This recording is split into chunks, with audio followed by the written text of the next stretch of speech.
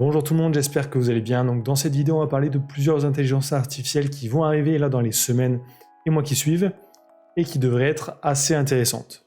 Et on va aussi parler de l'impact que ces IA vont avoir. Ça pourra avoir un impact si vous faites de la vidéo, mais aussi si vous avez des sites web référencés sur Google.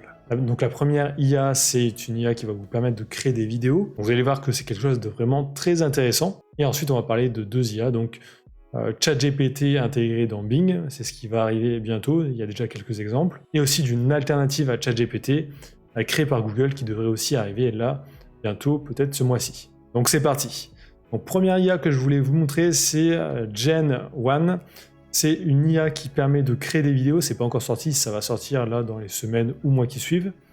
Donc c'est créé par Runway. Donc Runway, c'est aussi la société derrière Stable Diffusion. En fait, ils ont une autre société qui a créé Stable Diffusion, donc là c'est en gros la maison mère de ce que j'ai compris. Donc cette IA va permettre de créer des vidéos.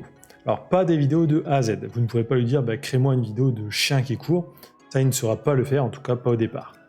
Google a une intelligence artificielle qui fait ça, pour l'instant c'est pas accessible au public, mais là c'est quelque chose de différent. Donc cette IA en fait va modifier une vidéo existante. Donc par exemple vous allez filmer quelque chose dans la rue, et ensuite vous pourrez le restyliser avec cette IA. Donc là, petit exemple, vous prenez en vidéo le métro, vous pouvez ensuite le transformer en style un peu dessin animé, ou vraiment n'importe quoi, modifier le style de l'image. Donc ça peut vraiment permettre à n'importe qui ensuite de créer des sortes de dessins animés assez facilement. Donc là, ils disent, on peut soit copier le style d'une image, soit changer le style avec un prompt, donc du texte.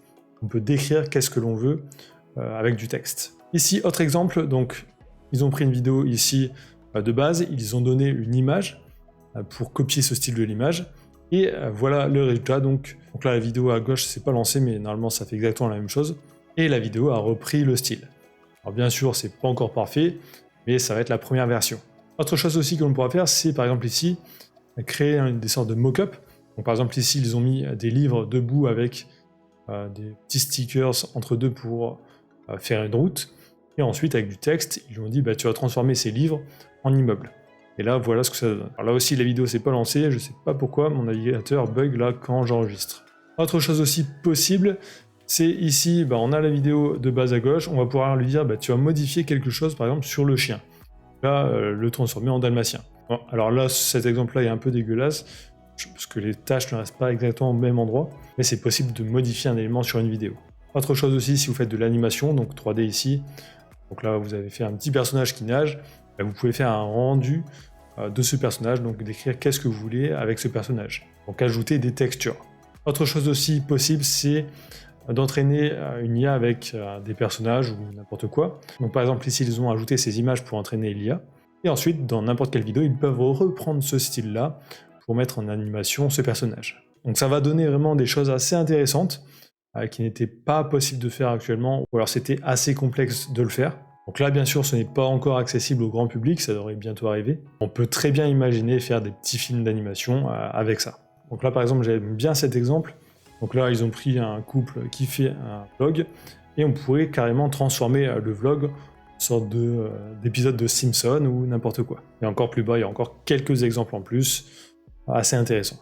Donc ça, c'était la première chose que je voulais vous partager. Deuxième chose, c'est l'annonce de Google fait il y a 2 jours, où ils annoncent Bard, en gros c'est un concurrent à ChatGPT qui sera intégré normalement dans Google. Donc là ils disent sera intégré au moteur de recherche dans les prochaines semaines. Et là où ça se différencie justement de ChatGPT, c'est que cette IA aura accès à Internet. Donc vous pourrez taper n'importe quoi dans Google, par exemple comment faire quelque chose, et ça pourra vous donner donc une liste de sites, mais aussi directement le texte généré par l'IA à côté, avec toutes les instructions, si c'est un tuto ou quoi que ce soit. Bon, personnellement, j'attends de voir un peu ce que ça va donner, ça devrait être assez intéressant. Bing aussi a annoncé ça, mais pour faire ça, ils ont un partenariat avec ChatGPT, ils n'ont pas créé une IA de A à Z. Donc là, ils disent ça va être une version de ChatGPT plus puissante, qui sera intégrée à Bing du coup.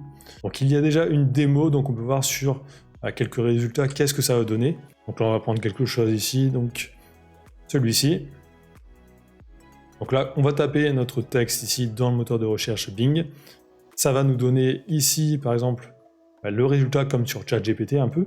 Et ensuite, en dessous, alors à côté, on aura les résultats de recherche normales. Donc pour l'utilisateur, ça devrait être assez intéressant, ça devrait être un gain de temps assez important. Et surtout, cette version aura accès à Internet. Donc ChatGPT, lui, n'est entraîné que sur des données jusqu'à 2021. Donc tout ce qui est récent, il ne le connaît pas. Alors que là, grâce à ça, les IA pourront créer du contenu avec du contenu récent. Donc ça devrait améliorer grandement l'expérience utilisateur. Par contre, là où ça devrait faire mal, c'est pour toutes les personnes qui ont des sites web référencés sur Google. Donc Google ou Bing ou n'importe quel moteur de recherche. Parce que de base, quand on cherchait quelque chose, par exemple, 3 activités à faire dans telle ville ou ce genre de choses, on avait les résultats de recherche ici, on cliquait dessus et on allait voir sur les sites directement. Donc ça faisait du trafic, ça amenait des personnes qui potentiellement laissaient leur adresse email, cliquaient sur des publicités ou achetaient des produits. Alors que là, si les personnes ont directement la réponse à leurs questions juste sur le côté ou avant les résultats de recherche, les personnes n'iront pas voir ces sites web. Donc ça devrait avoir un impact assez important, donc une grosse diminution des visites sur un peu tous les sites web.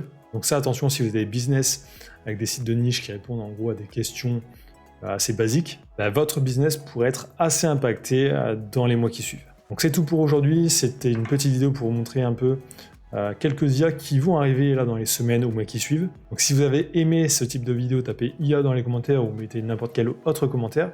Ça me permet de voir si les gens regardent bien jusqu'au bout les vidéos et ça m'aide aussi énormément pour le référencement. Likez, commentez, abonnez-vous et je vous dis à très bientôt.